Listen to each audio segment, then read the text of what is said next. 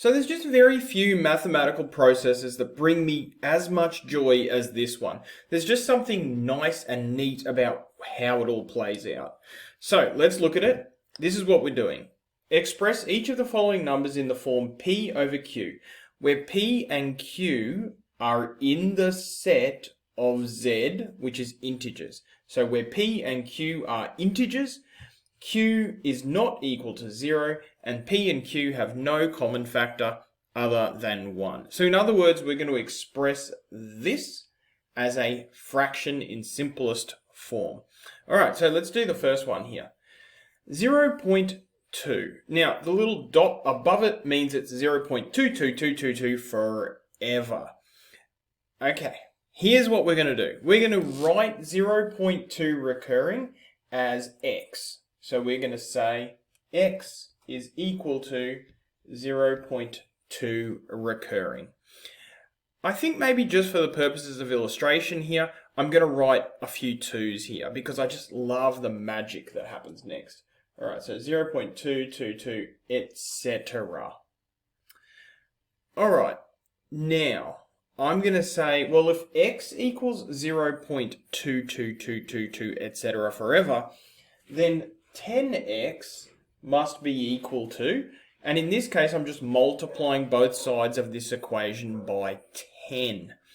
Alright, so if I multiply this by 10, we can say that the decimal place is moving one place to the right, or we can say that the numbers are moving one place to the left, however you want to say it. So that's 2.22222, etc. forever. And now we're going to do something so clever. This is equation 1. This is equation 2. And we're going to subtract equation 1 from equation 2. Alright, so what happens when we do that? Let's write it. Subtract 1 from 2. So 10x minus x is equal to 2.22222, etc. minus 0.22222, etc. Alright, 10x minus x is easy, that's 9x. What about what's happening here? 2.2222222 minus 0.2222222. It's worthwhile writing it like a primary student might write it.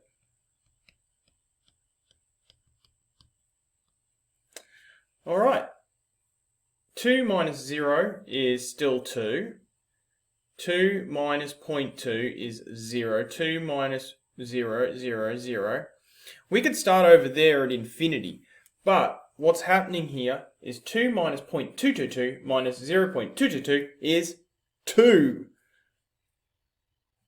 And now we have this nice, neat equation here, which we can solve for x. So we can say that x is equal to 2 over 9. And we're actually finished at this point. The goal was to express 0.2 recurring as a fraction. We said, well, let's let x equal 0.2 recurring. And now we've solved x. We know what x is. X is equal to 2 over 9. It's just beautiful, I think. All right, let's do another one. So 0.123 recurring. Be careful here. The 1 isn't below a bar, right? So if we write this out, it's actually 0.123232323, etc., etc., etc. Okay, so that's what it says. Let's go through our process. We're going to let x equal 0.123 recurring. And I'm not going to write it all out again, I'm just going to write it like that. And now the question is, what should I multiply this by so that when I do that subtraction, all of the recurring bits go away? Well, let's take a look. These recurring bits here, right? There's 2 of them. So I think if I multiply it not by 10 but by 100, my problem should go away.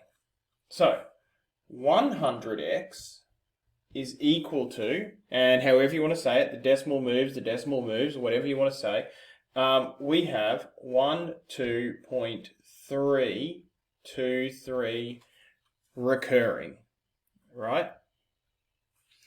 Okay, let's subtract. So let's do equation 1 here, equation 2 here. So let's do equation 2 minus equation 1. And I'll do this one in a slightly different format to what I did the last one. So I'm just going to write them directly above and below each other.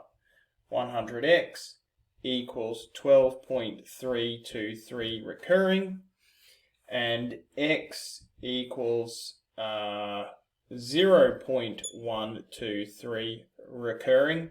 And I'm going to subtract one from the other. Okay, think like elimination.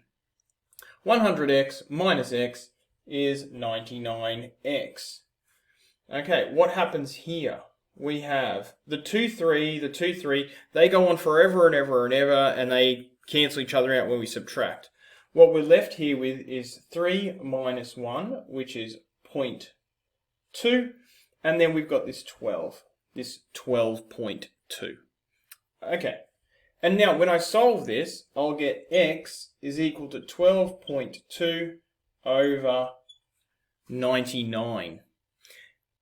Am I finished? No, I'm not finished here, right? Because we have to have p and q be integers. And 12.2 is not an integer. So how can I fix this problem? Well, probably the easiest way to do it is to multiply top and bottom by 10. So I can say that x is equal to 122 over 990. That is equal to that. Am I finished? No, I'm not finished because it says p and q have no common factor other than 1.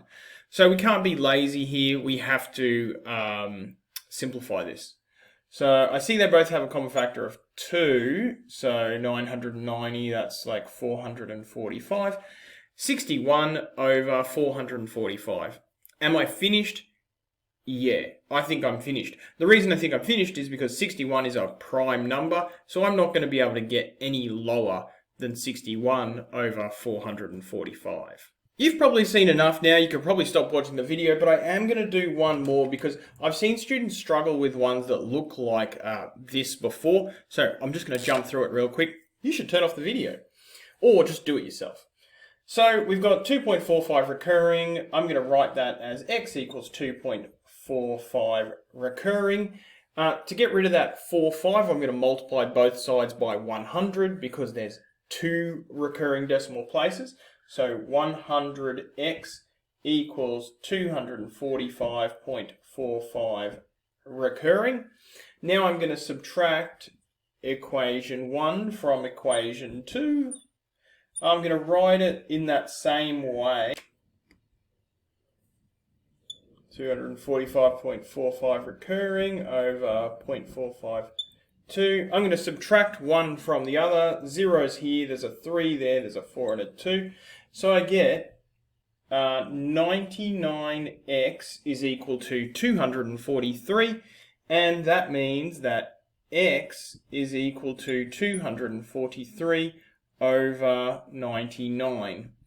Am I finished? No, I don't think I am because these have a common factor of 9. When I add the digits 2, 4, and 3, I get 9. So that means it's divisible by 9.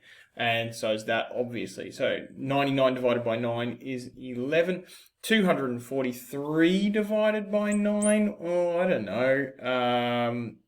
218, so 63, 9 divided by 63 is 7. 27 over 11 is my answer there. Now, of course, if you've stayed here this far, you can check your answer by just typing 27 over 11 into your calculator. If it spits out 2.45454545, then you know you've done this correctly. All right. I like that.